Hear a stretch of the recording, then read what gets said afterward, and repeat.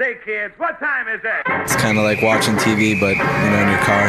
104.7 The Cave. Mike the Yep, there we go. Intern. Jay Stevens in the studio. Unbelievable. Episode 120. This is Dark Side of the Stream. And Here I am. Jay's here in the studio I'm with me to alive. discuss the documentary we watched this week, which was Jay's pick on Netflix, Alabama versus Brittany Smith. Now, first off, sir, I want to commend you for picking the shortest documentary we have ever done in Dark Side of the Stream. I started that thing, I was like, 40 minutes? Yeah. All right, Jay. Yeah. Sometimes we go on these 4-hour journeys. No, not this one. 4 hours, like 5 episode, 2.5 hour long crap.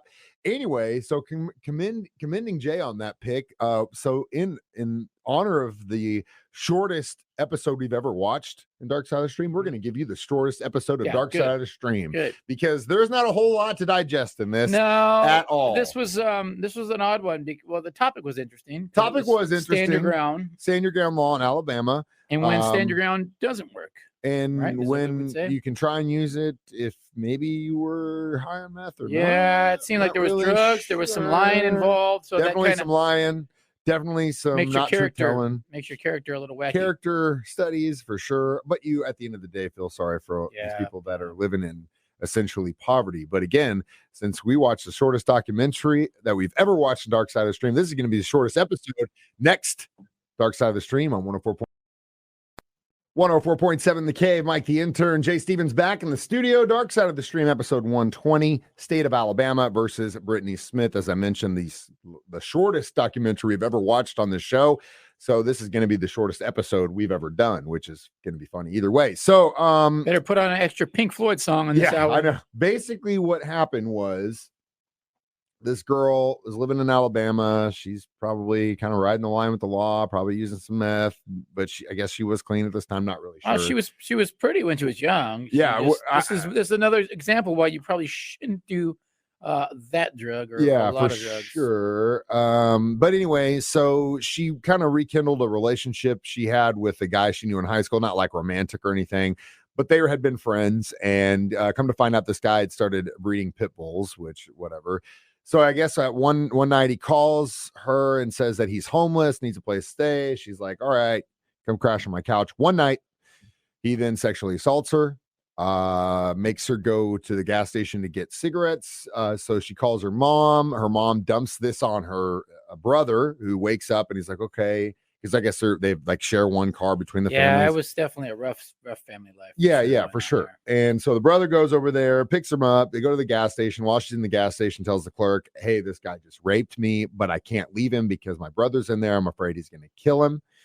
So can you help me? And so they go back to her house, and she goes back to the car and tells her brother to go back to the gas station, which is weird because if she could go back out there and say, hey, go to the clerk, you need to talk to, blah, blah, blah, blah, blah, blah, blah. Yeah, here's where the problem. Why would you just tell your brother then? Yeah, So he goes back to the gas station, supposedly. The clerk tells him, hey, your sister just told me that guy was with you raped your sister. He goes back there. Altercation ensues. The brother had a gun, but he had put it down.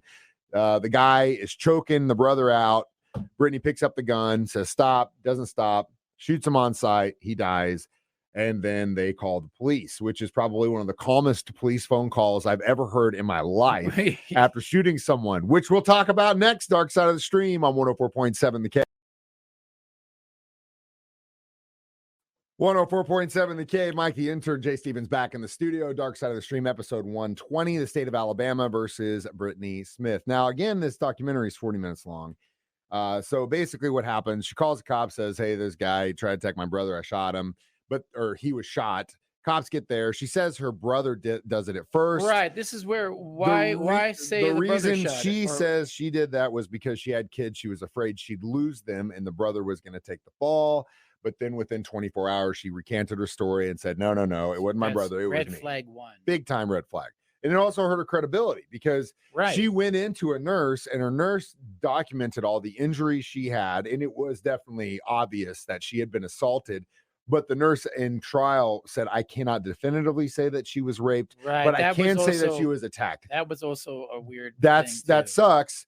for Brittany's story, but also the fact that she lied didn't help either. And it seemed like she probably had a history of run-ins with the law with drugs. But then also the guy that she shot had like a rap sheet that was like a yellow pages. Right, book. man. So massive. It's just the whole thing was the other weird, thing man. I was wild about this was that when they were talking about him and whether or not like he was like messed up or anything, they said the typical level of, and I don't know what this number is, but I guess if you are a typical meth user and you get busted for the sake of a DUI and the cop thinks that you're geeked out and whatever, and they run your blood, the typical level was like 200, something like that. The level that this guy had was like over 850. That's what's up. So he was saying, that's not what's up. He was saying like, dude, maxing out the like, levels, this baby. guy was like could have taken on like 20,000 cops. It wouldn't have mattered because he was just so geeked out of his mind. So that should be even more in you her would favor. think you would in her favor. Ultimately, she would get like time served. She was only in for like 2 years for this thing. Man.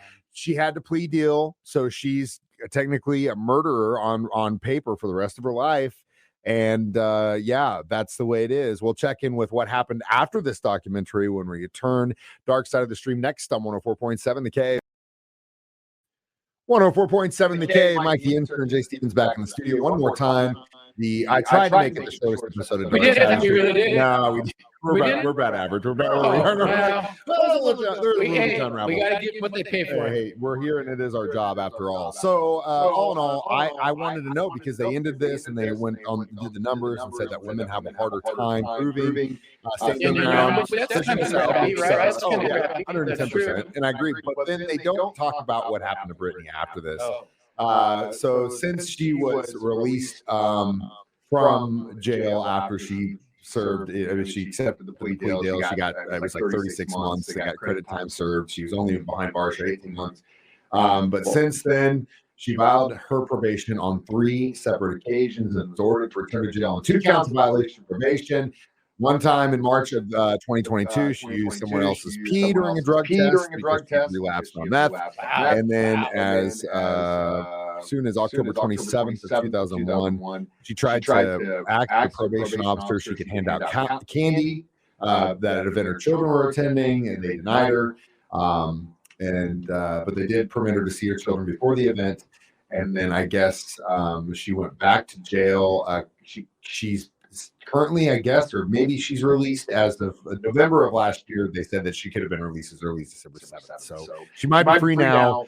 Tough life for this girl. That's the story here. I mean, yeah, it sucks that women have so much stuff they have to prove that they were assaulted and they have to stand in the ground. But really above that, it's more of a story about poverty and the cycle of drug use. If she would have had money to defend herself, maybe better. If she would have been a rich girl, she might not have taken that plea deal. So.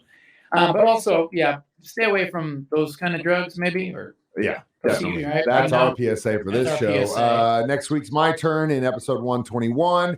A J suggestion because of timeliness as far as the NFL championship and everything else.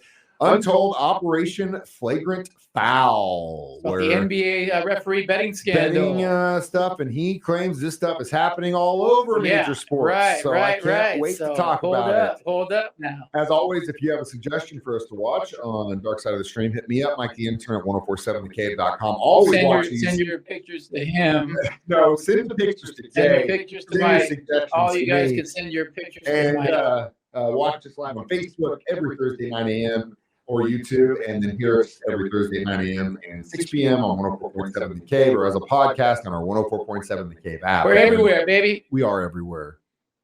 I'm Mike the Intern. This is Jay Stevens reminding you we watch movies so you don't have to. Dark Side of the Stream on 104.7 The Cave.